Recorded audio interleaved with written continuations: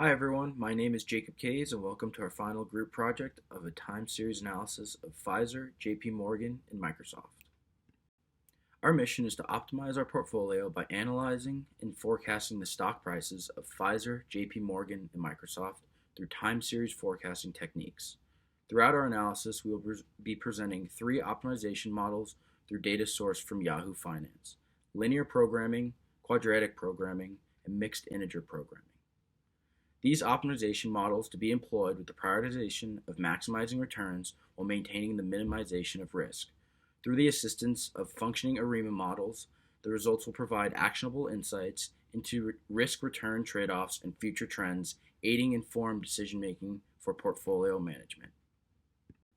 Our three primary objectives of this analysis is to perform exploratory data analysis to identify trends and patterns, develop optimization models to allocate portfolio weights for optimal returns, and utilize ARIMA models to forecast future stock prices, leading to the understanding of trends. Throughout the data collection process, we renamed columns of data by removing prefixes, we checked for and addressed missing values, we verified the correct date-time format, and we saved the dataset for further analysis. You can see on the left side an example of a clean dataset. During our exploratory data analysis, we found that Pfizer's stock price showed a downward trend post-2022, JP Morgan and Microsoft had an upward trend in price, and daily returns highlighted periods of high volatility, particularly during market disruption. Here the slide is about the portfolio optimization overview. We summarize three optimization models used for portfolio allocation, which is linear programming, quadratic programming, and mixed integer programming. Each model targets a specific objective, maximizing returns, minimizing risk, and balancing simplicity. And the graph here illustrates the trade-offs between risk and reward across these models, and linear programming achieves the highest returns but with the highest risk. Quadratic programming reduces risk through diversification, and mixed integer programming simplifies the portfolio while maintaining competitive returns. The overview highlights how each model provides unique insights based on the investor priorities. And the next slide is about linear programming. Linear programming focuses on maximizing portfolio returns. The results shown in the graph indicates that Microsoft received 100% allocation due to its consistently high average daily returns. This approach maximizes profit but lacks diversification, leaving the portfolio vulnerable to company-specific risk. While it's optimal in terms of returns, the absence of risk mitigation is a trade-off to consider. And the next, the quadratic programming. The quadratic programming in this slide, the quadratic programming model aims to minimize portfolio risk through diversification. And here the graph shows the Pfizer received around 40.5%, JP Morgan Chase received 22.8%, and Microsoft received 30.7% of allocation. And diversification significantly reduces risk, which is reflected in the lower variance of returns. However, as seen in the previous comparison graph, this comes at the cost of slightly reduced returns compared to the linear programming model. And this balance between risk and reward makes quadratic programming a more stable option for risk-averse investors. And coming to the next slide, which is mixed integer programming. The mixed integer programming simplifies the portfolio by limiting investments to two stocks using binary constraints. And as shown in the graph, the allocation is split between Microsoft and JP Morgan Chase. And this strategy achieves a balance between simplicity and performance. Microsoft's strong returns and JP Morgan's stability make them optimal choices under this model. And it demonstrates how simplification can still yield competitive results while reducing complexity. Hi, my name is Ramya Devarupala. I'm going to talk about risk versus reward comparison. In this slide, we analyze the trades off between risk and returns for portfolios optimized using linear programming, quadratic programming, and mixed integer programming. The bar chart on the left illustrates that linear programming resulted in the highest returns but with moderately higher risk. Quadratic programming, which aims to minimize variance, offered a balanced approach by slightly lowering risk at the cost of some return.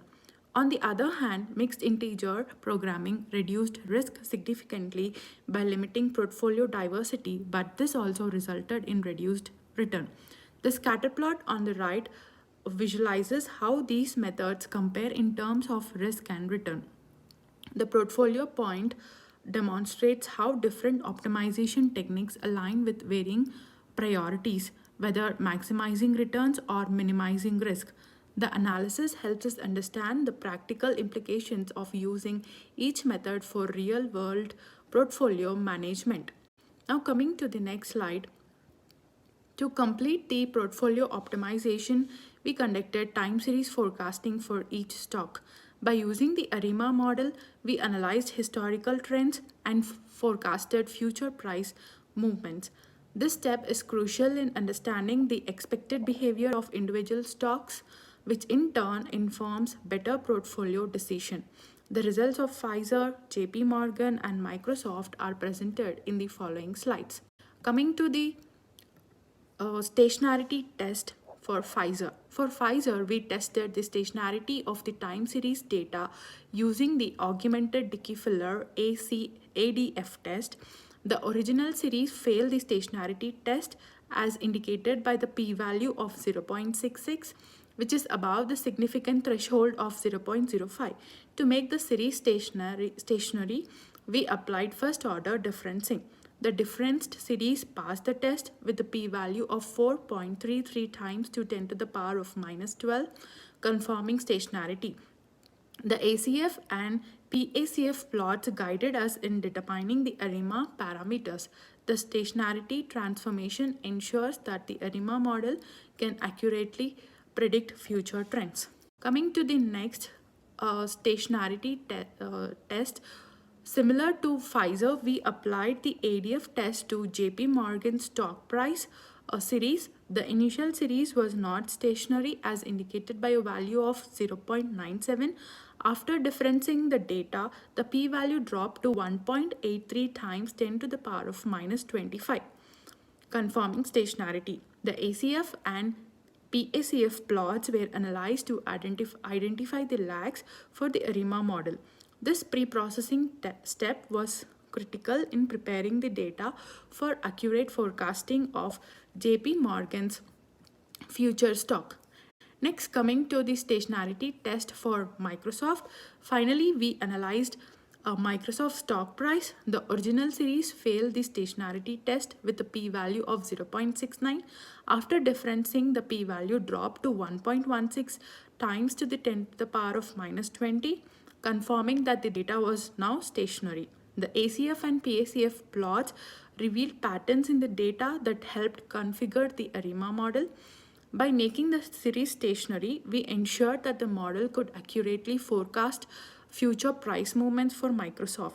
This transformation across all three datasets, Pfizer, JP Morgan, and Microsoft, set the stage for reliable time series modeling and forecasting. Thank you.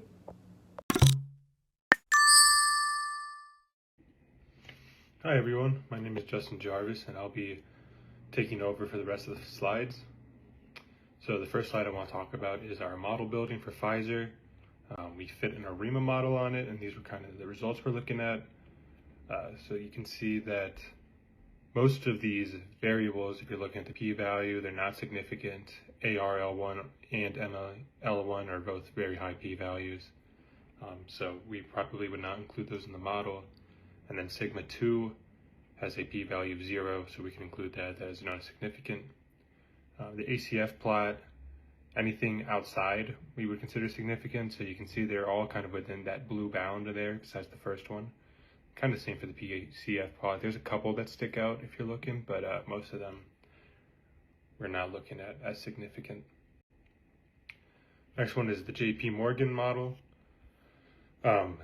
just looking very quickly at the output, you can see that all these variables are very significant. They're all well under 0.05, the p-values, so we can keep in all those variables in our final model. And then look at the ACF and PACF, you can see there's some more things that pop out over that significant level. So looks like observation 6 or 7 does, observation 8 and 9, so we're proving a lot in that regards right there. The Microsoft model is kind of in between the JP Morgan and the Pfizer. So these variables have much lower p-values than the Pfizer values, but they're still higher than 0.05, which is the significance level that we usually choose to use. We probably wouldn't find this a very significant model. And then the ACF and PACF plots, they struggle to get above that significance level again. Besides the first observation, all of them have to go all the way to 1.